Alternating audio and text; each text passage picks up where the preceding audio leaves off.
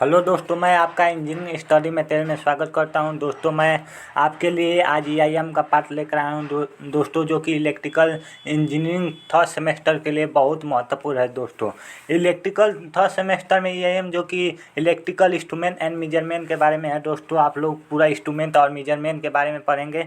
तो आप लोग मेरे चैनल पर पहली बार आए हैं तो मेरे चैनल को सब्सक्राइब कर सकते हैं। अगर वीडियो अच्छा लगे तो वीडियो को लाइक कर सकते हैं। और आप लोग लाइक भले ही मत करें, लेकिन आप लोग ज़्यादा से ज़्यादा दोस्तों को मेरे चैनल से जोड़े। दोस्तों, शेयर ज़रूर करें। आप लोग हर ग्रुप में आप लोग शेयर करें। आप लोगों को मैं बता दूं कि आप लोग टेलीग्राम चैनल नहीं ज्वाइन किए हैं तो आप लोग जाकर डिस्क्रिप्शन बॉक्स में टेलीग्राम चैनल ज्वाइन कर सकते हैं। दोस्तों, मैं बता दूं कि आप लोगों का जो ईआईएम है उसका आप लोगों का जब पेपर होगा तो महत्वपूर्ण क्वेश्चन जो कि इम्पोर्टेंट है पेपर के लिए, वह मैं टेलीग्राम पर आप लोगों को डाल दूंगा पीडीएफ। दोस्तों, और जितना भी मैं पढ़ा रहा हूँ आप लोगों को टेलीग्राम पर मिल जाएगा। तो आप लोग जाकर टेलीग्राम चैनल अभी ज्वाइन करें दोस्तों, और आप लोग शेयर करें ज़्यादा से ज़्यादा दोस्तों में। तो चलिए, ज़्यादा देर न करते हुए हम लोग चलते हैं। तो हम लोग दूसरा पढ़ रहे थे इंडिकेटिंग यंत्रों में कार्यरत बल, जो कि force acting in indicating instrument होता है। दोस्तों, तो पढ़ लेते हैं। दोस्तों, क्या कह रहा है कि इंडिकेटिंग प्रकार के वैद्युत मापन यंत्रों में संचालन के लिए निम्नलिखित 3 प्रकार के घुमाव बल आवश्यक होते हैं। जो इंडिकेटिंग होता है दोस्तों इंस्ट्रूमेंट, उसके लिए हम लोग को तीन प्रकार के घुमाव बल की आवश्यकता होती है। एक होता है आप लोगों का विक्षेपण तार, दूसरा होता है नियंत्रण तार, और तीसरा होता है अवमंदक तार। इसको हम लोग आगे पढ़ेंगे दोस्तों। ये बहुत पेपर के लिए बहुत महत्वपूर्ण है। विक्षेपक तार और नियंत्रण तार और अवमंदक तार, ये आप लोग पढ़ेंगे तो देख लीजिए।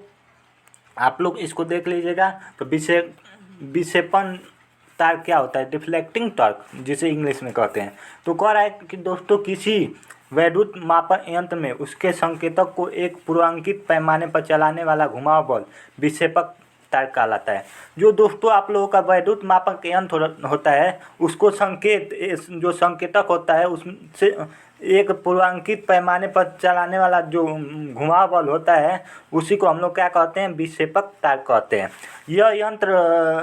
यह तार के यंत्र में प्रवाहित की गई विद्युत धारा के किसी के प्रभाव से, जैसे ऊष्मीय, चुंबकीय, स्थिर वैद्युत आदि के द्वारा विकसित होता है। जो दोस्तों आप लोगों का कोई जो तार होता है उसमें ये तो विद्युत धारा प्रवाह करता है, और प्रवाह करने के बाद जो प्रभाव पड़ता है, जैसे कि आप लोगों का ऊष्मीय होता है या चुंबकीय होता है या स्थिर वैद्युतीय होता है, उसके द्वारा विकसित होता है। इसका परिमाण जो होता है यंत्र में प्रवाहित की गई विद्युत धारा के मान पर निर्भर करता है। जो इसका परिमाण होता है दोस्तों, इसका किस पर निर्भर करता है? तो प्रवाहित की गई विद्युत धारा के मान पर निर्भर करता है। और यह क्या होता है कि भिन्न भिन्न प्रकार के यंत्रों में विक्षेपक तार विकसित करने के लिए भिन्न भिन्न प्रकार की युक्तियाँ प्रयोग की जाती है। जो दोस्तों आप लोगों का भिन्न भिन्न प्रकार के यंत्र होता है, इसमें विक्षेपक तार के लिए उसमें भिन्न भिन्न प्रकार के युक्तियों का प्रयोग किया जाता है। इसे ही कहते हैं हम लोग डिफ्लेक्टिंग तार कहते हैं। तो आप लोग देख लीजिएगा। चलते हैं नेक्स्ट देख लेते हैं दोस्तों, कंट्रोलिंग तार, जो कि नियंत्रक तार होता है। तो देख लीजिए, नियंत्रण तार मैंने जान ही रहे हैं आप लोगों का, कंट्रोल से आप लोगों का हो रहा है, कैसे नियंत्रण किया जाता है। तो आप लोग देख लीजिए, कह रहा है कि किसी वैद्युत मापक यंत्र में जो विक्षेपक तार के कारण पैदा होने वाले संकेतक के घुमाव की गति को नियंत्रित करने वाला घुमाव बल नियंत्रक तार कहलाता है। जो दोस्तों आप लोगों का वैद्युत मापक यंत्र होता है, जो मापक यंत्र होता है आप लोगों का मापन करता है, उसमें विक्षेपण जो तार होता है, विक्षेपक तार होता है, डिफ्लेक्टिंग तार होता है, उसके कारण पैदा होने वाला संकेतक के घुमाव की गति को नियंत्रित करने वाला घुमाव बल ही क्या होता है? तो वह कंट्रोलिंग तार होता है। यह तार यंत्र में निम्न दो कार्य करता है। जो यह तार होता है यंत्र में कितना कार्य करता है? तो 2 कार्य करता है। जैसे कि आप लोग का यंत्र के संकेतक की गति को नियंत्रित करता है। जो यंत्र का संकेतक होता है उसके गति को क्या करता है? नियंत्रित करता है, और जिससे कि वह झटके के साथ गति न करे और पैमाने के दूसरी ओर टकराकर टूट न सके, तथा यंत्र में प्रेषण करने के बाद संकेतक को पैमाने की शून्य स्थिति पर वापस लाना।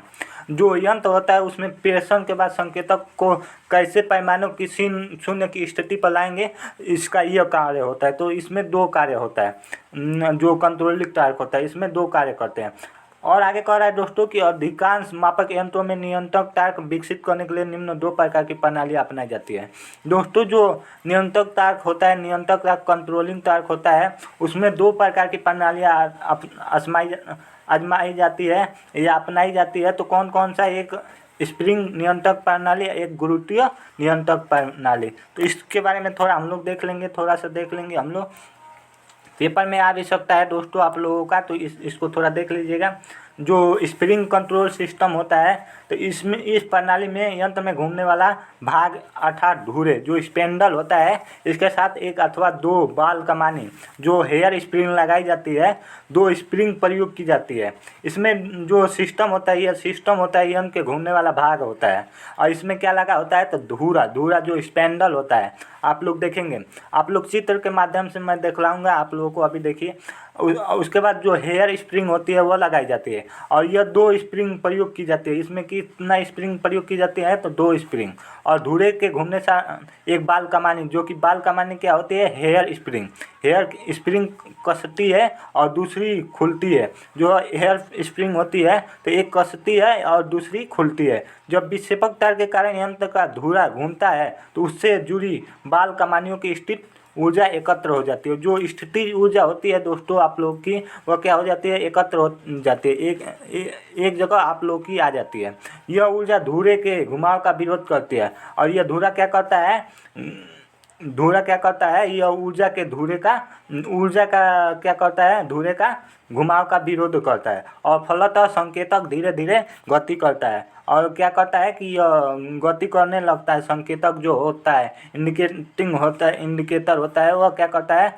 आप लोगों का गति करने लगता है। इसके अतिरिक्त जब प्रेषण कार्य समाप्त हो जाता है और विक्षेपक तार्क शून्य हो जाता है, तो नियंत्रक तार्क संकेतक के पैमाने की शून्य स्थिति पा जाती है, ले जाता है। और एक बाल कमानी के साथ शून्य समायोजक पेंच जो कि 0 एडजस्टर स्क्रू भी लगाया जाता है। 0 एडजस्टर स्क्रू भी लगाया जाता है, जिसके संकेतक को शून्य समायोजित किया जा सके, क्योंकि बाल कमानियों के साथ चुंबकीय क्षेत्र में अवस्थित होती है। तो आप लोग ये थोड़ा देख लीजिएगा, आप लोग देख लीजिए चित्र के माध्यम से हम लोग देख लेंगे। तो आप लोगों का पैमाना है, आप लोग देख लीजिए, पैमाना लगाया गया है। आप लोग ज़्यादातर देखिए संकेतक लगा है, जो कि यही आप लोग को संकेतक होता है। और यहाँ पर आप लोगों का क्या लगा है? तो यह शून्य समायोजक पेंच लगा है। क्या है? 0 एडजस्टर स्क्रू है। उसके बाद स्पिंडल लगा है। क्या है? स्पिंडल जो था आप लोगों का, स्पिंडल पढ़ रहे थे, स्पिंडल है। और इसमें बाल कमानी लगाया है, हेयर स्प्रिंग लगाया गया है आप लोगों का, हेयर स्प्रिंग। और क्या लगाया गया है? तो इसमें क्या लगाया गया है? आप लोग देख लीजिए। तो इसमें लगाया गया है ज्वेल वियरिंग होता है, वो लगाया गया है। तो यही आप लोगों का क्या है? स्प्रिंग नियंत्रण प्रणाली, जो कि होता है स्प्रिंग आप लोगों का स्प्रिंग सिस्टम कंट्रोलिंग होता है दोस्तों आप लोगों का। तो यही आप लोगों का है। थोड़ा इसके बारे में और भी जान लेते हैं दोस्तों। कह रहा है कि अतः ये अनुचुंबकीय पदार्थ से निर्मित होनी चाहिए। जो दोस्तों आप लोगों का स्प्रिंग नियंत्रक प्रणाली होता है, यह अनुचुंबकीय पदार्थ से निर्मित होना चाहिए। यदि इनका प्रयोग विद्युत धारा प्रवाह के रूप में किया जाना अपेक्षित हो, तो यह निम्न विशिष्ट प्रतिरोध, जो कि स्पेसिफिक रेजिस्टेंस एवं उच्च ताप गुणांक टेम्परेचर कॉएफिशिएंट के पदार्थ से निर्मित होने चाहिए। तो आप लोग देख लीजिएगा। और उसके बाद कह रहा है दोस्तों आप लोगों का कि बाल कमानियों के निर्माण के लिए सबसे उपयुक्त पदार्थ है फास्फर ब्रांज। यह एक अनुचुंबकीय तन्य निम्न विशिष्ट प्रतिरोध तथा उच्च ताप गुणांक वाला मिश्र धातु है। तो इसमें क्या प्रयोग होता है दोस्तों? तो फास्फर ब्रांज क्या होता है? तो वह अनुचुंबकीय होता है, तन्य होता है, निम्न विशिष्ट प्रतिरोध वाला और उच्च ताप गुणांक वाला मिश्र धातु होते हैं। तो आप लोग देख लीजिएगा दोस्तों। आप लोगों का अगर 5 नंबर का आएगा तो आप लोग लिख दीजिएगा इतना। वैसे आप लोगों का 2 या 3 नंबर में आएगा तो आप लोग कर दीजिएगा इसको। आगे देख लेते हैं दोस्तों आप लोगों का ग्रेविटी कंट्रोल सिस्टम, जो कि आप लोगों का गुरुत्वीय नियंत्रण प्रणाली होता है। तो कह रहा है इस प्रणाली में यंत्र के धुरे के साथ एक वजन इस प्रकार लगाया जाता है। जो दोस्तों यह सिस्टम होता है, इसके इंस्ट्रूमेंट में क्या लगाता है, धुरे के साथ एक वजन इस प्रकार लगाया जाता है कि विक्षेपक तार का मान शून्य होने पर संकेतक पैमाने की शून्य स्थिति पर है। दोस्तों जो इंस्ट्रूमेंट होता है इस पर एक वजन लगाया जाता है, वजन के साथ लगाने पर विक्षेपण तार का मान शून्य हो जाता है और शून्य होने के बाद जो संकेतक होता है उसका पैमाने का शून्य स्थिति पर है, इसीलिए हम लोग का वजन लगाया जाता है। इस अवस्था में वजन ठीक ऊर्ध्वाधर जो वर्टिकल होता है उसमें लगाया जाता है। जब विक्षेपक तार के कारण धुरा घूमता है तो वजन पर कार्यरत गुरुत्वीय बल उसे ऊर्ध्वाधर स्थिति में लाने का प्रयास करता है। इस प्रकार गुरुत्वीय बल नियंत्रक तार पर कार्य करता है। तो आप लोग ये देख लीजिएगा, आप लोग बहुत ही कम में समझाया गया है कि इस प्रणाली में हम लोग का क्या लगाया जाता है, वजन लगाया जाता है। एक वजन लगाया जाता है, उसके बाद विक्षेपक तार का मान शून्य होने के लिए पैमाने जो संकेतक होता है उसका पैमाना शून्य स्थिति पर आ जाता है। उस अवस्था में क्या होता है कि वर्टिकल रहता है। इस अवस्था में वजन क्या रहता है, ठीक ऊर्ध्वाधर रहता है। वजन जो होता है क्या रहता है कि ऊर्ध्वाधर रहता है और विक्षेपक तार के कारण घूमता है जो कि वजन के कारण, तो यह वजन पर कार्यरत गुरुत्वीय बल उसे ही ऊर्ध्वाधर की स्थिति पर लाने का प्रयास होता है। जो गुरुत्वीय बल होता है इसे ही हम लोग क्या करते हैं, वर्टिकल स्थिति में लाने का कार्य करते हैं। इस प्रकार यह गुरुत्वीय बल नियंत्रक तार कहलाता है। इसी प्रकार क्या कहलाता है, तो गुरुत्वीय नियंत्रक तार कहलाता है। तो आप लोग देख लीजिएगा, हम लोग चित्र थोड़ा देख लेते हैं, इसी में हम लोग समझ जाएंगे। तो दोस्तों आप लोगों का पैमाना लगाया गया है, स्केल। उसके बाद आप लोगों का ये आप लोग संकेतक देख सकते हैं, संकेतक लगाया गया है। उसके बाद यहाँ पर नियंत्रित भार लगाया गया है। नियंत्रित भार को हम लोग W2 मान रहे हैं और जो संतुलित भार है इसको W1 मान रहे हैं। आप लोग W1 W2 मान रहे हैं। और इसमें क्या लगाया गया है, ज्वेल बियरिंग। ज्वेल बियरिंग देख लीजिए आप लोग यहाँ पर लगा है। इस चीज़ से हम लोग का क्या बनता है, गुरुत्वीय नियंत्रक प्रणाली बनता है। इसके थोड़ा हम लोग गुण देख लेते हैं। गुण क्या होता है, तो इस प्रणाली पर तापमान परिवर्तन का कोई विशेष प्रभाव नहीं पड़ता है। जो ये सिस्टम होता है इस पर तापमान का जो टेम्परेचर होता है, टेम्परेचर का परिवर्तन का कोई विशेष प्रभाव इस पर नहीं पड़ता है दोस्तों। और यह प्रणाली स्प्रिंग नियंत्रण प्रणाली की अपेक्षा सस्ती होती है। और जो ये सिस्टम होता है दोस्तों, ये क्या होता है, जो स्प्रिंग नियंत्रक प्रणाली थी उससे सस्ती होती है। और यह प्रणाली लंबे समय तक उपयोग करने के बाद भी सूक्ष्मता से कार्य करने योग्य बनी रहती है। और जो ये प्रणाली रहती है यह आप लोग लंबे समय तक कार्य भी कर रहे हैं तो इसमें सूक्ष्मता से कार्य करने योग्य ये बना रहता है। अवगुण इसके देख लेते हैं दोस्तों। अवगुण क्या होता है, तो अवगुण में प्रयोग के समय यंत्र को ऊर्ध्वाधर स्थिति में रखना आवश्यक होता है। इसका प्रयोग करने के बाद हम लोग क्या करते हैं, वर्टिकल स्थिति में इसका रखना आवश्यक होता है। और इस प्रणाली पर आधारित यंत्र का पैमाना पूर्णतः अनुपातिक नहीं होता है। और ये क्या होता है, इसका पैमाना जो होता है अनुपातिक नहीं होता है इस प्रणाली पर, सिस्टम में। अब देख लेते हैं दोस्तों अवमंदक टार्क जो डैम्पिंग टार्क होता है। तो दोस्तों आप लोगों का अगर 5 नंबर में पूछेगा तो ये तीनों देगा। आप लोगों का डैम्पिंग टार्क देगा, उसके बाद आप लोगों का देगा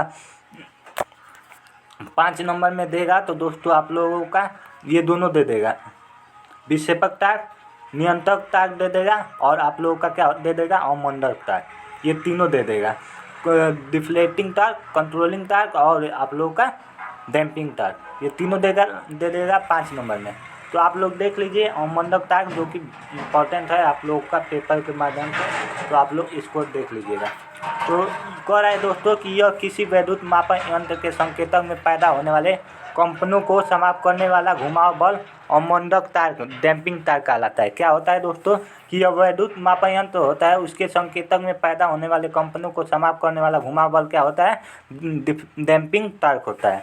क्या होता है, डैम्पिंग तार। यदि यंत्र में डैम्पिंग तार की व्यवस्था न की जाए तो इसका संकेतक पाठ्यांक के दाएं बाएं कंपन करता रहता है और पाठ्यांक लेने पर अधिक समय लगता है। क्या लगता है, अधिक समय लगता है आप लोगों का, अधिक समय लगता है दोस्तों आप लोगों का अधिक समय लगा। उसके बाद दोस्तों कह रहा है संकेतक के कंपनों का कारण विक्षेपण तार तथा नियंत्रक तार की आपसी प्रक्रिया अच्छी डैम्पिंग प्रणाली में निम्न विशेषताएं होनी चाहिए। जो दोस्तों आप लोगों की ये होती हैं जो प्रक्रिया होती है विक्षेपक तार्क होती है, विक्षेपक तार्क और नियंत्रक तार्क, कंट्रोलिंग तार्क और जो दोस्तों डिफ्लेक्टिंग तार्क होती है, इसमें आपसी प्रक्रिया अच्छी डैम्पिंग प्रणाली में निम्न विशेषताएं होती है।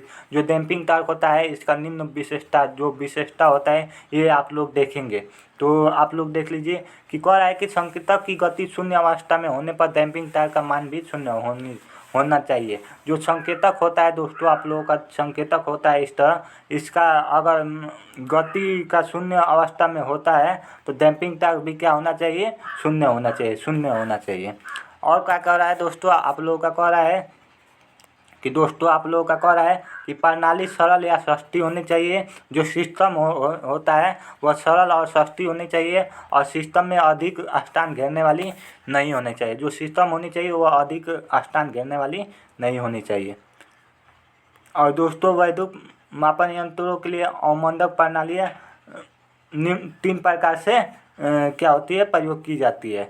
तो आप लोग देख लीजिएगा दोस्तों, एयर फ्रिक्शन डैम्पिंग और ईडीकरण डैम्पिंग और फ्लूइड फ्रिक्शन डैम्पिंग सिस्टम, यही दोस्तों है। उसके बाद हम लोग मूविंग कॉइल इंस्ट्रूमेंट देखेंगे। तो हम लोग अगले पार्ट में देखेंगे दोस्तों, थोड़ा इसको देख लेंगे हम लोग, थोड़ा ये तीनों को देख लेंगे, ये आप लोगों का तीनों देख लेंगे। उसके बाद हम लोग इम्पोर्टेंट देखेंगे।